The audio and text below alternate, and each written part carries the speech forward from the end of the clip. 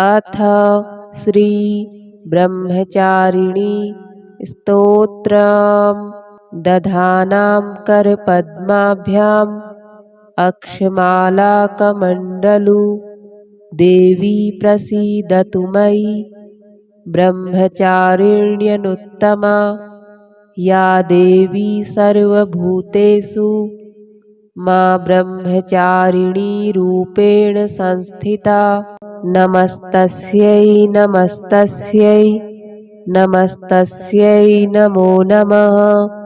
वन्दे वाञ्छितलाभाय चन्द्रार्धकृतशेखराम् जपमालाकमण्डलुधरा ब्रह्मचारिणी शुभाम्। गौरवर्णाश्वाधिष्ठानस्थिता द्वितीयदुर्गात्रिनेत्राम् धवलपरिधाना ब्रह्मरूपा पुष्पालङ्कारभूषिताम् परमवन्दना पल्लवाधराम् कान्तकपोलां पीनपयोधरां कमनीयां लावण्यां स्मेरमुखी निम्ननाभिनितम्बनीं तपश्चारिणी त्वं हि तापत्रयनिवारणीं ब्रह्मरूपधरा ब्रह्मचारिणी प्रणमाम्यहम्। शङ्करप्रिया त्वं हि प्रणमाम्यहम्। शङ्करप्रिया त्वं हि भुक्तिमुक्तिदायिनी शान्तिदा ज्ञानदा ब्रह्मचारिणी प्रणमाम्यहम्। त्रिपुरा मे हृदयं पातु ललाटे पातु शङ्करभामिनी अर्पण सदा पातु नेत्रो अर्धरी च कपोलो पञ्चदशी कण्ठे पातु मध्यदेशे पातु महेश्वरी षोडशी सदा पातु नाभो गृहो च पादयो अङ्गप्रत्यङ्ग सतत पातु ब्रह्मचारिणी। दधानां करपद्माभ्याम् अक्षमालाकमण्डलु देवी प्रसीदतु मयि ब्रह्मचारिण्यनुत्तमा। या देवी सर्वभूतेषु मा ब्रह्मचारिणी रूपेण संस्थिता। नमस्तस्यै नमस्तस्यै नमस्तस्यै नमो नमः। वन्दे वाञ्छितलाभाय चन्द्रार्धकृतशेखराम् जपमालाकमण्डलुधरा ब्रह्मचारिणी शुभाम्। गौरवर्णाश्वाधिष्ठानस्थिता द्वितीयदुर्गात्रिनेत्राम् धवलपरिधाना ब्रह्मरूपा पुष्पालङ्कारभूषिताम् परमवन्दना पल्लवाधराम् कान्तकपोलां पीनपयोधरां कमनीयां लावण्यां स्मेरमुखी निम्ननाभिनितम्बनीं तपश्चारिणी त्वं हि तापत्रयनिवारणीं ब्रह्मरूपधरा ब्रह्मचारिणी प्रणमाम्यहम्। शङ्करप्रिया त्वं हि प्रणमाम्यहम्। शङ्करप्रिया त्वं हि भुक्तिमुक्तिदायिनी शान्तिदा ज्ञानदा ब्रह्मचारिणी प्रणमाम्यहम्। त्रिपुरा मे हृदयं पातु ललाटे पातु शङ्करभामिनी अर्पण सदा पातु नेत्रो अर्धरी च कपोलो पञ्चदशी कण्ठे पातु मध्यदेशे पातु महेश्वरी षोडशी सदा पातु नाभो गृहो च पादयो अङ्गप्रत्यङ्ग सतत पातु ब्रह्मचारिणी दधानां करपद्माभ्याम् अक्षमालाकमण्डलु देवी प्रसीदतु मयि ब्रह्मचारिण्यनुत्तमा या देवी सर्वभूतेषु मा ब्रह्मचारिणी रूपेण संस्थिता। नमस्तस्यै नमस्तस्यै नमस्तस्यै नमो नमः। वन्दे वाञ्छितलाभाय चन्द्रार्धकृतशेखरां जपमालाकमण्डलुधरा ब्रह्मचारिणी शुभां गौरवर्णाश्वाधिष्ठानस्थिता द्वितीयदुर्गात्रिनेत्रां धवलपरिधाना ब्रह्मरूपा पुष्पालङ्कारभूषितां परमवन्दना पल्लवाधरां कान्तकपोलां पीनपयोधरां कमनीयां लावण्यां स्मेरमुखी निम्ननाभिनितम्बनीं तपश्चारिणी त्वं हि तापत्रयनिवारणीं ब्रह्मरूपधरा ब्रह्मचारिणी प्रणमाम्यहं। शङ्करप्रिया त्वं हि प्रणमाम्यहं। शङ्करप्रिया त्वं हि भुक्तिमुक्तिदायिनी शान्तिदा ज्ञानदा ब्रह्मचारिणी प्रणमाम्यहं। त्रिपुरा मे हृदयं पातु ललाटे पातु शङ्करभामिनी अर्पण सदा पातु नेत्रो अर्धरी च कपोलो पञ्चदशी कण्ठे पातु मध्यदेशे पातु महेश्वरी षोडशी सदा पातु नाभो गृहो च पादयो अङ्गप्रत्यङ्ग सतत पातु ब्रह्मचारिणी दधानां करपद्माभ्याम् अक्षमालाकमण्डलु देवी प्रसीदतु मयि ब्रह्मचारिण्यनुत्तमा या देवी सर्वभूतेषु मा ब्रह्मचारिणी रूपेण संस्थिता। नमस्तस्यै नमस्तस्यै नमस्तस्यै नमो नमः।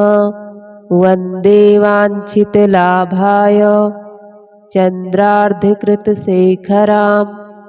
जपमालाकमण्डलुधरा ब्रह्मचारिणी शुभां गौरवर्णाश्वाधिष्ठानस्थिता द्वितीयदुर्गात्रिनेत्रां धवलपरिधाना ब्रह्मरूपा पुष्पालङ्कारभूषितां परमवन्दना पल्लवाधरां कान्तकपोलां पीनपयोधरां कमनीयां लावण्यां स्मेरमुखी निम्ननाभिनितम्बनीं तपश्चारिणी त्वं हि तापत्रयनिवारणीं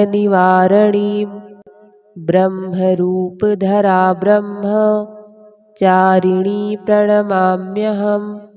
शङ्करप्रिया त्वं हि प्रणमाम्यहं। शङ्करप्रिया त्वं हि भुक्तिमुक्तिदायिनी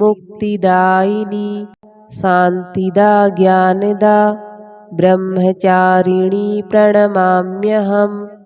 त्रिपुरा मे हृदयं पातु ललाटे पातु शङ्करभामिनी अर्पण सदा पातु नेत्रो अर्धरी च कपोलो पञ्चदशी कण्ठे पातु मध्यदेशे पातु महेश्वरी षोडशी सदा पातु नाभो गृहो च पादयो अङ्गप्रत्यङ्ग सतत पातु ब्रह्मचारिणी दधानां करपद्माभ्याम् अक्षमालाकमण्डलु देवी प्रसीदतु मयि ब्रह्मचारिण्यनुत्तमा या देवी सर्वभूतेषु मा ब्रह्मचारिणी रूपेण संस्थिता। नमस्तस्यै नमस्तस्यै नमस्तस्यै नमो नमः। वन्दे वाञ्छितलाभाय चन्द्रार्धकृतशेखरां जपमालाकमण्डलुधरा ब्रह्मचारिणी शुभां गौरवर्णाश्वाधिष्ठानस्थिता द्वितीयदुर्गात्रिनेत्रां धवलपरिधाना ब्रह्मरूपा पुष्पालङ्कारभूषितां परमवन्दना पल्लवाधरां कान्तकपोलां पीनपयोधरां कमनीयां लावण्यां स्मेरमुखी निम्ननाभिनितम्बनीं तपश्चारिणी त्वं हि तापत्रयनिवारणीं ब्रह्मरूपधरा ब्रह्मचारिणी प्रणमाम्यहं। शङ्करप्रिया त्वं हि प्रणमाम्यहं। शङ्करप्रिया त्वं हि भुक्तिमुक्तिदायिनी शान्तिदा ज्ञानदा ब्रह्मचारिणी प्रणमाम्यहं। त्रिपुरा मे हृदयं पातु ललाटे पातु शङ्करभामिनी अर्पण सदा पातु नेत्रो अर्धरी च कपोलो पञ्चदशी कण्ठे पातु मध्यदेशे पातु महेश्वरी षोडशी सदा पातु नाभो गृहो च पादयो अङ्गप्रत्यङ्ग सतत पातु ब्रह्मचारिणी दधानां करपद्माभ्याम् अक्षमालाकमण्डलु देवी प्रसीदतु मयि ब्रह्मचारिण्यनुत्तमा या देवी सर्वभूतेषु मा ब्रह्मचारिणी रूपेण संस्थिता। नमस्तस्यै नमस्तस्यै नमस्तस्यै नमो नमः। वन्दे वाञ्छितलाभाय चन्द्रार्धकृतशेखरां जपमालाकमण्डलुधरा ब्रह्मचारिणी शुभां गौरवर्णाश्वाधिष्ठानस्थिता द्वितीयदुर्गात्रिनेत्रां धवलपरिधाना ब्रह्मरूपा पुष्पालङ्कारभूषितां परमवन्दना पल्लवाधरां कान्तकपोलां पीनपयोधरां कमनीयां लावण्यां स्मेरमुखी निम्ननाभिनितम्बनीं तपश्चारिणी त्वं हि तापत्रयनिवारणीं ब्रह्मरूपधरा ब्रह्मचारिणी प्रणमाम्यहं। शङ्करप्रिया त्वं हि प्रणमाम्यहं। शङ्करप्रिया त्वं हि भुक्तिमुक्तिदायिनी शान्तिदा ज्ञानदा ब्रह्मचारिणी प्रणमाम्यहं।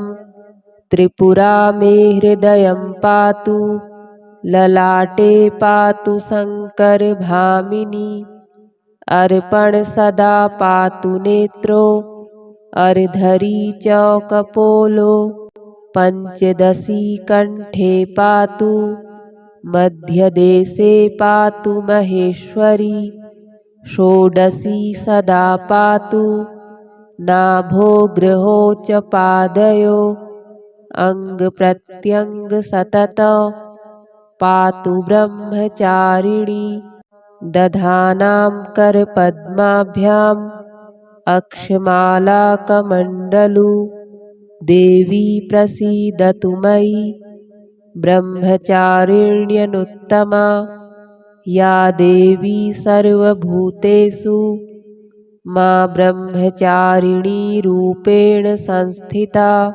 नमस्तस्यै नमस्तस्यै नमस्तस्यै नमो नमः। वन्दे वाञ्छितलाभाय चन्द्रार्धकृतशेखरां जपमालाकमण्डलुधरा ब्रह्मचारिणी शुभां।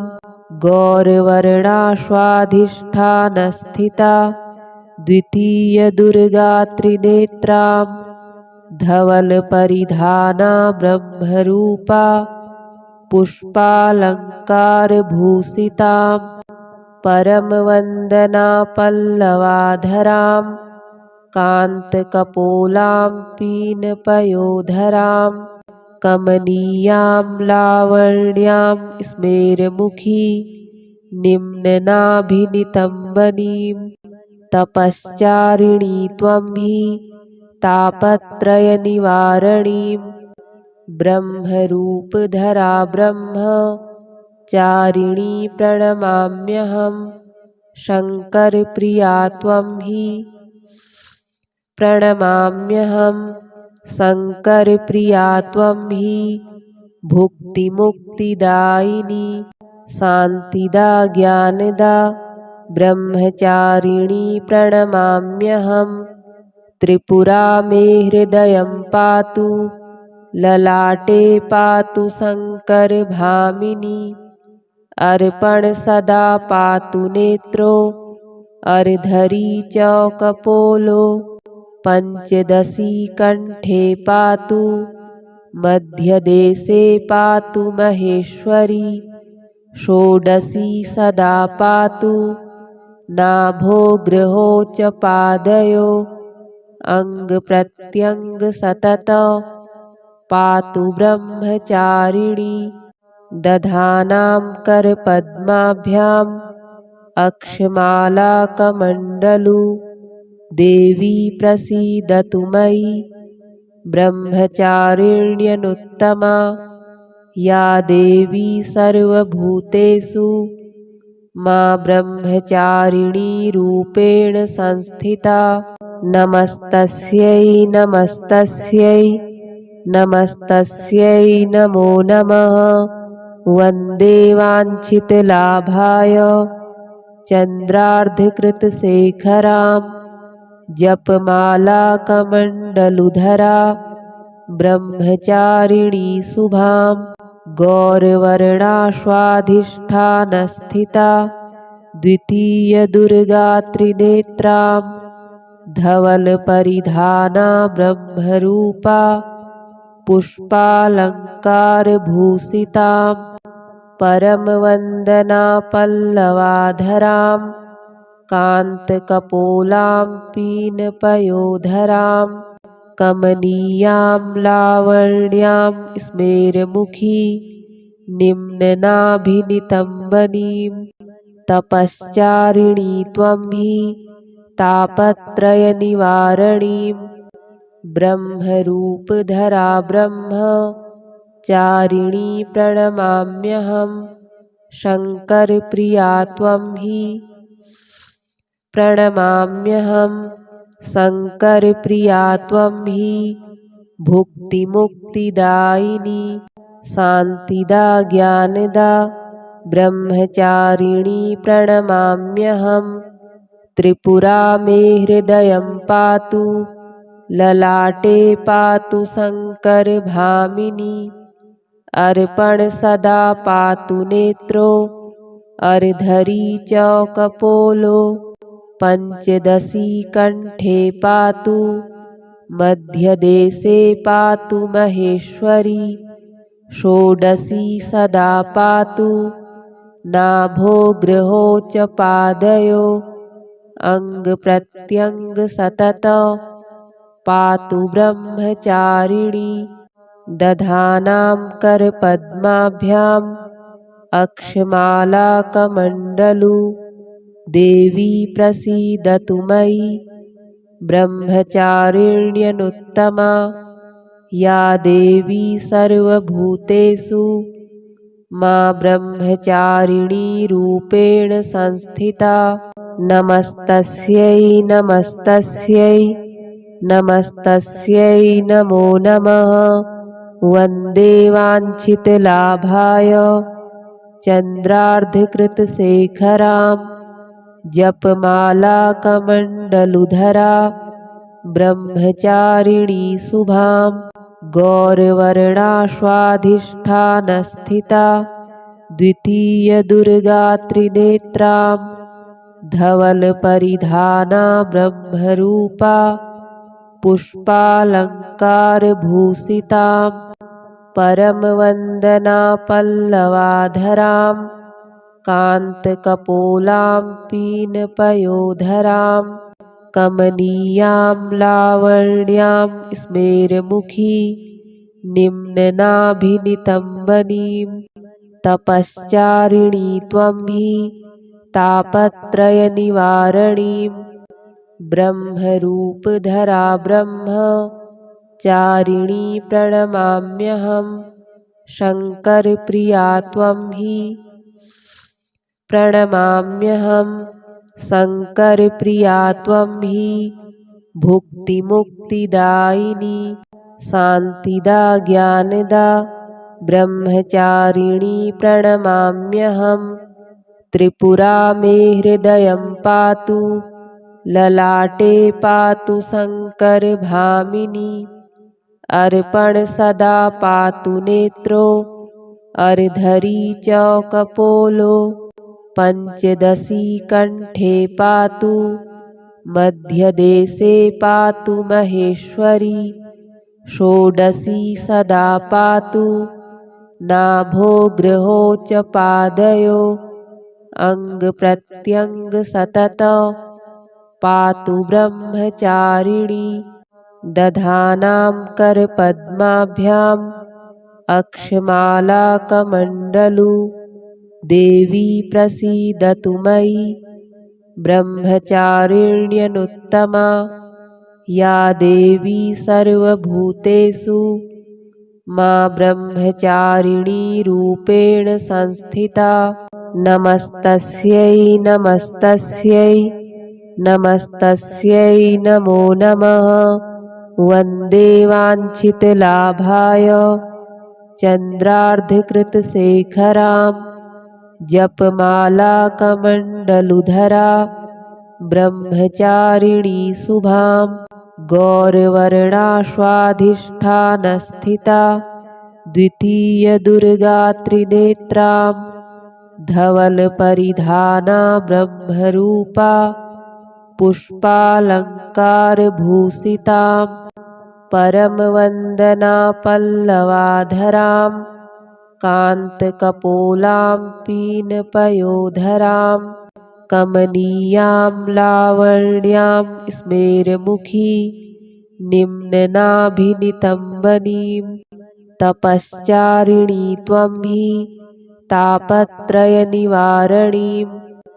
ब्रह्मरूपधरा ब्रह्मचारिणी प्रणमाम्यहं। शङ्करप्रिया त्वं हि प्रणमाम्यहं।